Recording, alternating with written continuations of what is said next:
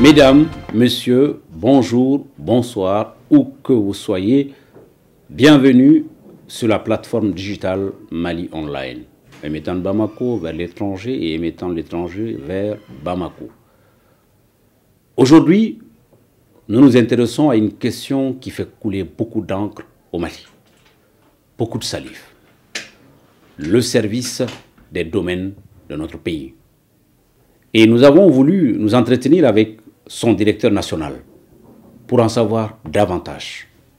Avec nous, sur ce plateau, M. Ibrahima Sempara, inspecteur des impôts de son État, officier de l'Ordre national du Mali. Il a la lourde charge de gérer cette direction nationale des domaines du Mali.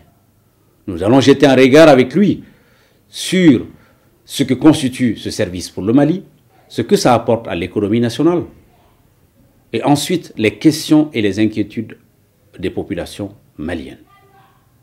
Monsieur Sempara, bonjour. Bonjour, Monsieur Sampi. Monsieur Sempara, le service des domaines de notre pays fait couler beaucoup d'encre. Méconnu pour certains, mal compris pour d'autres. Si on vous demandait de nous présenter le service des domaines de notre pays, qu'est-ce qu'on peut retenir essentiellement? Je vous remercie. La Direction nationale des domaines, c'est un service central qui a été créé par une ordonnance du 30 mars 2017.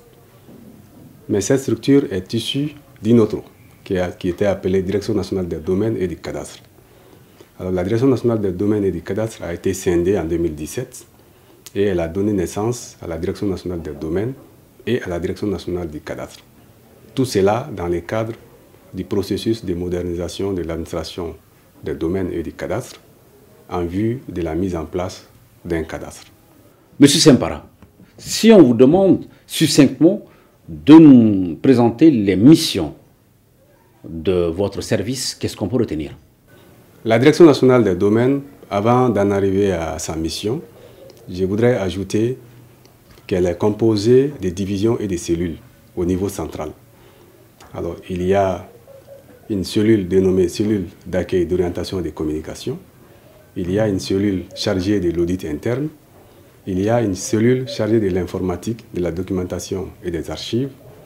Il y a une division chargée de la législation et du contentieux. Une division chargée des études, de la planification et des recettes. Et une division chargée des domaines et de la curatelle. La Direction nationale des domaines, elle est représentée au niveau régional, au niveau cercle et au niveau commune.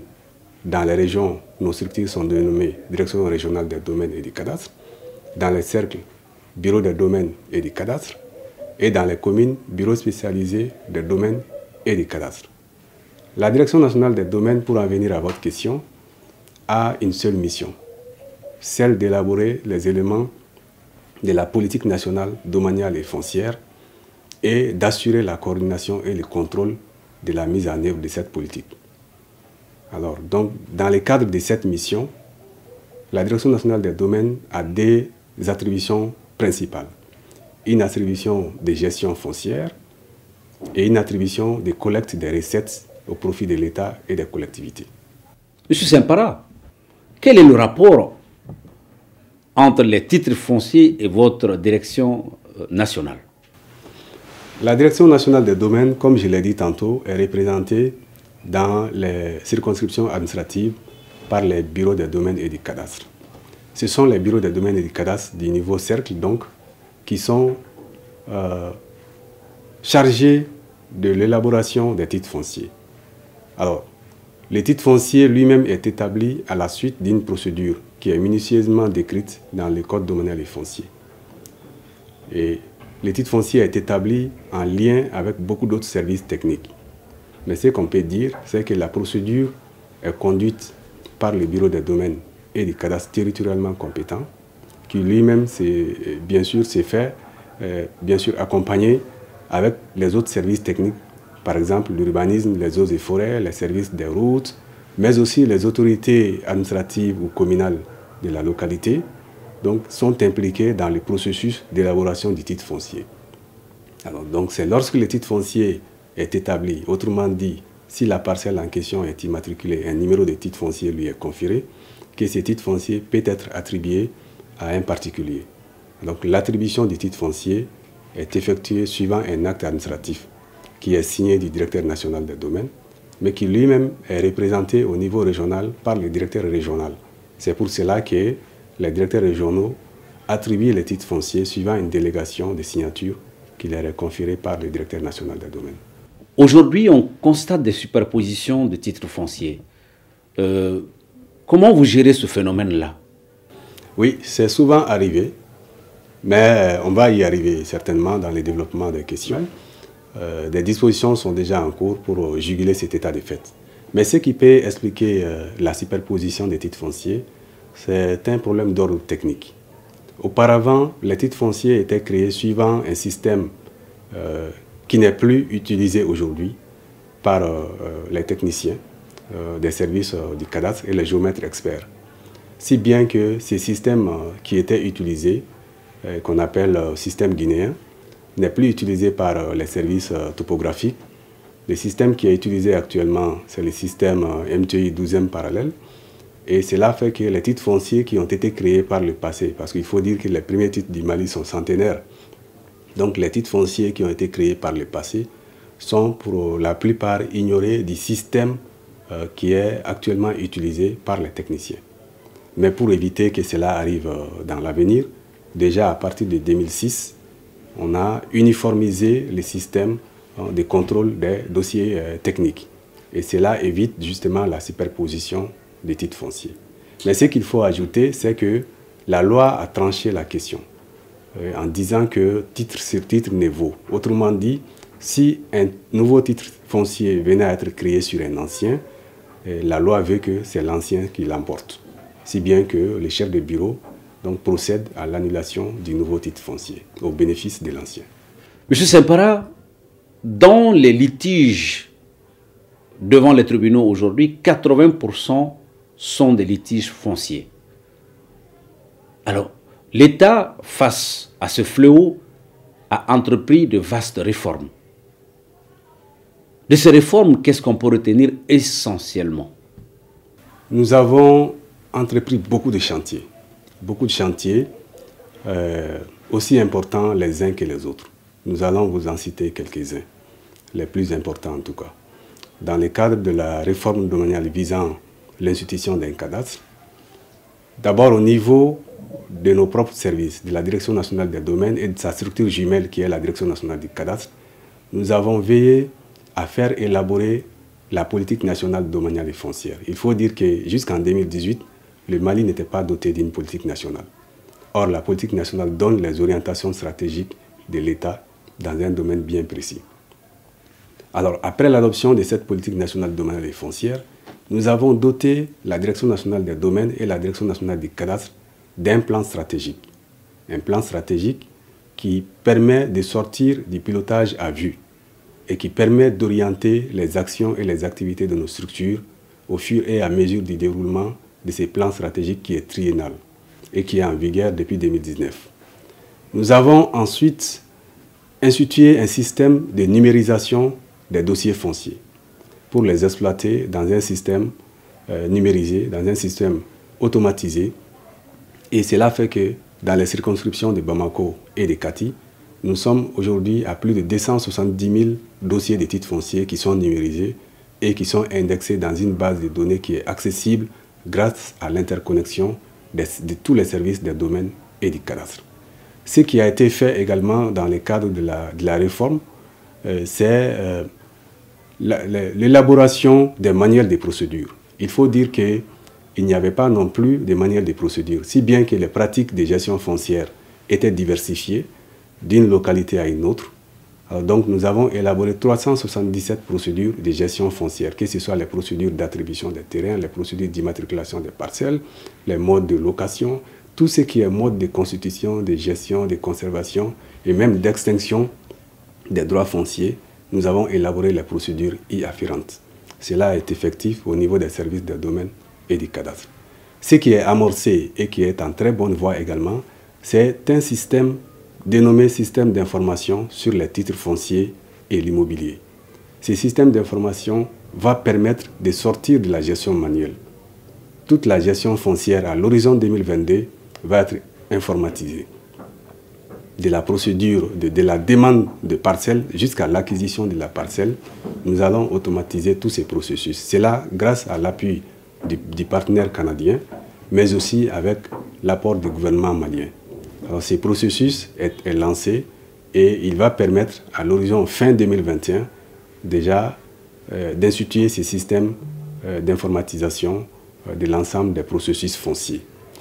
Nous avons d'autres chantiers majeurs qui sont en cours, notamment la loi domaniale et foncière, parce que la réforme domaniale et foncière, elle est à la fois institutionnelle et juridique. Alors, du point de vue juridique, les dispositifs liés au foncier a fait l'objet de diagnostics pendant les États généraux du foncier qui se sont tenus de juin 2008 à décembre 2009 et dont les recommandations étaient entre autres de relire le code domanial et foncier de 2000. Donc le processus de relecture de ces codes a pris près de 3 ans et a abouti en fin 2020 à l'ordonnance 2020-014 du 24 décembre 2020 portant loi domaniale et foncière. Cette loi vient corriger les lacunes qui ont été constatées dans la mise en œuvre de la loi précédente, notamment la multiplicité des acteurs et des actes de propriété, l'insuffisance du mode de publicité foncière dans la procédure d'immatriculation des terrains, parce que ce qu'il faut savoir, c'est que les titres fonciers étaient créés et plus tard, il y avait parfois des contestations. Et ces contestations étaient souvent liées au mode de publicité, si bien que certains pouvaient estimer que c'est vrai, les avis d'immatriculation ou les avis de bornage ont été régulièrement publiés dans les journaux d'annonces légales, mais connaissant la réalité socio-culturelle de notre pays, tout le monde sait que tout le monde n'a pas accès à ces journaux, tout le monde n'a pas accès à la langue française dans laquelle les parutions sont faites. Cela fait que nous avons pris en compte les préoccupations du monde rural surtout, en tenant compte de la diffusion d'avis suivant des modes coutumiers d'information. Ça fait partie des innovations majeures qui sont apportées. Mais aussi, l'acquisition du titre foncier était considérée par certains comme relevant du parcours du combattant. Nous avons dit qu'il faut simplifier les procédures. Il faut faire en sorte que les citoyens puissent accéder à la propriété foncière dans les délais les meilleurs, sans que cela puisse impacter la qualité du document. Alors donc, nous avons prévu la mise en place de ce qu'on appelle un guichet unique du foncier. Ce guichet unique du foncier va permettre de réunir l'ensemble des acteurs de la procédure d'élaboration du titre foncier ou l'ensemble des acteurs de la publicité foncière dans un même système afin de leur permettre d'interagir dans des délais les plus réduits et permettre aux citoyens de ne pas avoir beaucoup de démarches administratives à effectuer et obtenir donc son titre foncier le plus sécurisé possible dans les délais les meilleurs. Alors les conditions de travail aussi du personnel doivent être améliorées. C'est pour cela que si vous remarquez, il y a les chantiers de la Direction nationale des domaines qui est en cours de réalisation et le taux est estimé à plus de 80% à la date d'aujourd'hui. Et c'est un bâtiment R+7, c'est l'un des joyaux architecturaux du quartier du Fleuve, donc qui est déjà sorti des terres. Et en principe, dans les tout prochains mois, la Direction nationale des domaines et la Direction nationale du cadastre vont devoir aménager dans ces nouveaux immeubles. Et ensuite, la Direction régionale des domaines et du cadastre du district de Bamako a pu déjà aménager depuis janvier 2020 dans un nouvel immeuble, R+3 également, qui abrite à la fois la Direction régionale, le bureau des domaines et du cadastre de Bamako et le bureau des domaines et du cadastre, les bureaux spécialisés des domaines et du cadastre de Bamako. Donc ces trois structures sont déjà logées dans du neuf depuis plus d'1 an et demi. Tout cela pour permettre d'améliorer les conditions de travail des agents afin qu'ils puissent offrir aux citoyens les prestations les meilleures, et tout cela dans le cadre du processus des réformes domaniales et foncières. Alors ces chantiers ne se limitent pas qu'à Bamako. Il y a aussi les cas de Kati, le bureau des domaines et du cadastre de Kati qui a aussi le plus fort volume de demandes en matière de propriété foncière. Alors les chantiers seront amorcés en 2021. Les marchés sont déjà conclus. Le site a déjà été immatriculé au profit du bureau des domaines et du cadastre de Kati. Et dans d'autres localités, comme à Gao par exemple, la direction régionale a pu aménager dans son nouvel immeuble depuis plusieurs mois. À Koro, par exemple, le nouvel immeuble du bureau des domaines et du cadastre est déjà acquis. À Koutchala, par exemple, aussi, il y a un nouveau siège du bureau des domaines et du cadastre. Tout comme dans beaucoup d'autres localités où nous sommes en train d'entamer des chantiers pour abriter nos structures afin de leur permettre d'offrir aux citoyens les prestations qu'ils sont en droit d'attendre de nos services.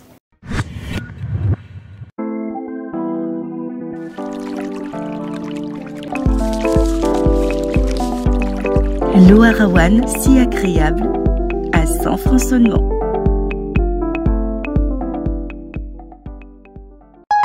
Simplifiez-vous la vie avec Mobicent à la BDMSA. Là, le transfert d'argent se fait entre porteurs d'eau mobile d'Anaya. Le compte de l'envoyeur est débité en faveur du receveur. Ça vous fait 45 600, monsieur. Il y a également Joker Pass au paiement marchand qui permet de régler vos achats chez les commerçants plus rapidement. Retirez votre argent sur tous les réseaux d'Anaya Express de la BDMSA et partenaires franchisés. Le compte de l'envoyeur est débité pour le paiement cash à un tiers, muni du code confidentiel. Pour les applications d'Anaya Pay, à vos marques, prêts, partez! Danaya Pay est disponible sur Apple Store avec iPhone et sur Play Store avec Android. Simplifiez-vous la vie avec le groupe BDM. Monsieur Sempara, vous venez de citer ou de décrire un vaste chantier ou de grandes réformes. Comment est-ce qu'on peut mettre ces réformes en route ou en marche, étant donné qu'entre prendre des décisions et les exécuter au Mali, il y a un grand fossé? L'être humain doit être au centre de toute politique de développement. Et nous avons compris cela. Nous avons d'abord initié un vaste programme de formation du personnel. Je dois dire qu'en 2020, un agent sur 5 des domaines et du cadastre a pu recevoir une formation, soit plus de 100 agents sur à peu près 600 agents. Alors, et ces formations étaient diversifiées. Ça concernait les procédures de gestion domaniale et foncière, ça concernait les procédures de collecte des recettes, ça concernait même la gestion du personnel. Tous les gestionnaires du personnel de nos structures ont pu être formés pour la première fois. Ensuite, la politique de communication. Il faut bien communiquer et mieux communiquer avec l'ensemble des intervenants, avec les populations, nos usagers que nous considérons comme des clients. Nous avons mis en place une politique de communication qui se décompose d'un plan de communication interne, lui-même qui est constitué d'un intranet qui est déjà fonctionnel, mais aussi l'ensemble des agents des domaines et du cadastre sont dotés d'une adresse mail que nous appelons messagerie corporative. Nous avons mis en place aussi un plan de communication externe qui a permis d'élaborer un site web au nom de la Direction nationale des domaines et de la Direction nationale du cadastre et une revue périodique qui est également produite et qui s'appelle Domaine.com. Tout cela permet aussi d'informer et de sensibiliser la population. Ensuite, les moyens financiers et matériels ne font pas défaut, il faut le dire. Nous avons l'accompagnement des plus hautes autorités, comme je l'ai dit tout de suite, tous ces chantiers de construction qui sont en train d'être amorcés et tous ces équipements qui suivent sont vraiment livrés par les plus hautes autorités afin de permettre à nos structures d'être dans les meilleures conditions de travail. Donc nous pensons que, en tout cas, les moyens les plus importants qu'il nous faut sont en train d'être mis à disposition afin de permettre d'atteindre les objectifs. Aujourd'hui, nous constatons que votre direction engendre beaucoup d'argent pour l'État malien. De la mobilisation des ressources, on voit ces 3 dernières années que c'est des mobilisations records. Cela peut être lié à quoi? Oui, effectivement, depuis 3 ans bientôt, nous sommes dans une dynamique de performance. Il faut dire que pendant 7 années consécutives auparavant, la Direction nationale des domaines n'avait pas atteint ses objectifs de recettes. Mais de 2019 à maintenant, 2019 et 2020, nous avons pu atteindre les objectifs de recettes et même les dépasser largement. Et en 2020 et 2021 également, nous sommes dans une très forte dynamique d'atteinte de l'objectif 2021. Alors, ce qui peut expliquer cela, c'est, comme je l'ai dit tantôt, c'est l'approche liée au personnel. Il faut mettre l'accent sur les capacités, les compétences intrinsèque des agents, et c'est ce que nous avons fait. Ce que nous avons fait en plus, c'est de cibler les secteurs qui peuvent être pourvoyeurs de recettes, notamment les secteurs miniers. Si vous regardez à titre d'illustration les statistiques de nos services, avant 2019, pendant les 10 dernières années avant 2019, les dividendes que rapportaient les secteurs miniers n'avaient jamais dépassé 8 milliards. On avait un record de 8 milliards en termes de dividendes du secteur minier. Nous avons trouvé que c'était très peu. Et effectivement, en 2019, contrairement à 2018 où nous avions fait 7 milliards, en 2019, nous avons réalisé 17 milliards. Et en 2020, 35 milliards. 2021, ce flux. En 2021, nous sommes déjà à mi-parcours, à 48 milliards de recettes liées simplement aux dividendes du secteur minier. Sans parler de la taxe ad valorem, des droits d'enregistrement, de toutes les autres recettes qui sont réalisées. Alors donc nous avons mis en place un système dynamique à tous les niveaux, aussi bien au niveau central qu'au niveau des directions régionales et des bureaux des domaines et du cadastre, un système faisant en sorte que nous ayons un répertoire le mieux possible, le mieux actualisé possible des contribuables. Et cela a permis justement de façon pérenne de suivre les recettes. Et je dois dire que la Direction nationale des domaines aujourd'hui a un apport d'environ 10% dans le budget national, alors qu'auparavant c'était entre 6 et 7%. Justement, vous venez de parler de la mobilisation des ressources auprès des mines. Comment se passe ce rapport et comment vous arrivez à mobiliser des ressources records ces derniers temps-ci? Le rapport est que, comme je l'ai dit, dans la mission de la Direction nationale des domaines, il s'agit bien sûr d'une mission de gestion et de conservation du domaine de l'État, mais aussi d'une mission de collecte des recettes. Et la collecte des recettes au niveau de la Direction nationale des domaines, il s'agit de toutes les recettes domaniales et de toutes les recettes liées au foncier. Les recettes domaniales, ce sont des recettes qui sont issues de l'aliénation ou de l'exploitation du domaine de l'État. Alors, les mines qui sont en train d'être exploitées au Mali, dans toutes ces sociétés minières, l'État a une participation. Le code minier en fait une obligation. Alors, lorsque l'État a une participation dans une société et que cette société fait des bénéfices, il faut s'attendre à une distribution des dividendes. Donc, un meilleur suivi de ces distributions des dividendes à travers les liens de collaboration, de franches collaborations que nous avons institués avec l'ensemble des représentants de l'État dans ces sociétés, a fait que, justement, nous avons pu suivre au mieux les états financiers de ces structures afin que chaque fois qu'un bénéfice est réalisé à la fin de l'exercice, qu'on puisse procéder à la distribution de ces bénéfices.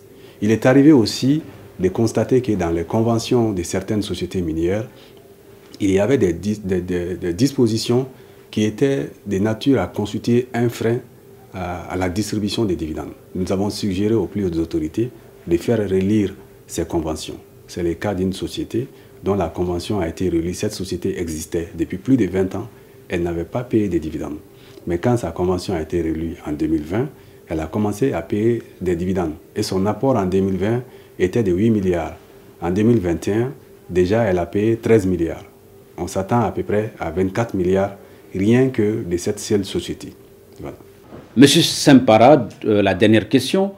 Quel appel avez-vous à lancer au grand public pour s'approprier le service des domaines, comprendre vos missions et vous accompagner dans la mobilisation des recettes, mais également dans la sécurisation de leurs biens fonciers? L'appel que nous avons, d'abord, c'est de rassurer les populations. Les usagers des domaines sont aujourd'hui considérés comme des clients. Tout le monde sait que dans une entreprise, le client est roi. Donc nous veillons à ce que justement les usagers qui sont des clients soient traités le mieux possible au niveau des services des domaines et du cadastre. C'est pour cela que nous avons institué auprès des bureaux des domaines et du cadastre de toute l'étendue du territoire un service d'accueil et d'orientation, faisant en sorte que les citoyens, chaque fois qu'ils ont besoin d'informations, qu'ils puissent recevoir les informations les meilleures possibles. Donc nous incitons les populations à venir vers les services des domaines, déjà à obtenir les informations les plus sûres, les plus claires possibles sur les fonciers avant de s'engager notamment dans les transactions foncières. Et les rassurer que justement ces services a été créé pour permettre aux citoyens d'accéder à la propriété foncière de façon saine, de façon sécurisés. Donc cela est notre rôle. Et justement, il s'agit aussi pour les populations de s'approprier le nouvel instrument juridique qui est la loi domaniale et foncière. Il est prévu des campagnes d'information, mais déjà c'est un document qui est disponible déjà dans le journal officiel de la République du Mali, sur le site du secrétariat général du gouvernement, et nous avons nous-mêmes veillé à véhiculer déjà ces documents-là. Tous les citoyens qui sont à même de les lire pourront déjà s'enquérir des avancées qui sont constatées et qui permettent d'améliorer sensiblement la gestion foncière et domaniale en République du Mali. M. Sempara, je vous remercie. C'est nous qui vous remercions. Mesdames, Messieurs, nous vous remercions pour votre constante écoute, regard. À la prochaine, Inch'Allah, sur les plateformes Mali Online, émettant de Bamako vers l'étranger, l'étranger vers Bamako. À la prochaine, Inch'Allah.